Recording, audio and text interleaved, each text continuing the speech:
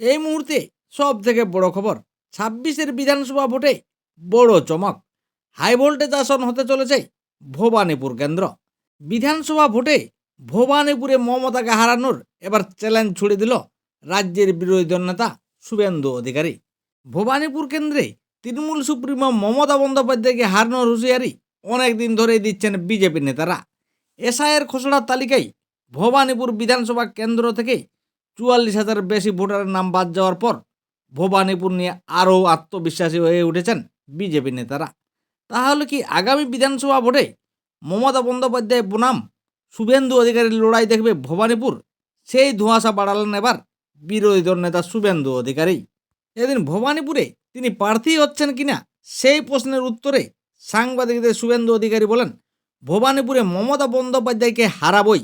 দল যাকেই প্রার্থী করুক না কেন, মমতাকে হারানোর দায়িত্ব আমার। আগামী বিধানসভা নির্বাচনে রাজ্যে বিজেপি সরকার গঠন করব। শুভেন্দু অধিকারীর এই আত্মবিশ্বাসের কারণ কি? শুভেন্দু অধিকারী প্রায়ই বলেন যে ২০২৬ সালের বিধানসভা নির্বাচনে বিজেপি রাজ্যে ক্ষমতায় আসবেই।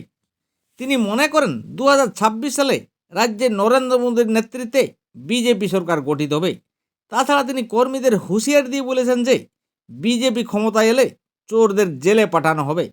তাছাড়া তিনি টাটা গ্রুপকে রাজ্যে ফিরিয়ে আনার প্রতিশ্রুতি দিয়েছেন এবং শুভেন্দু অধিকারীর মতে ২০২৬ সালে তৃণমূল কংগ্রেস ক্ষমতায় এলে রাজ্যে হিন্দুদের অস্তিত্ব থাকবে না।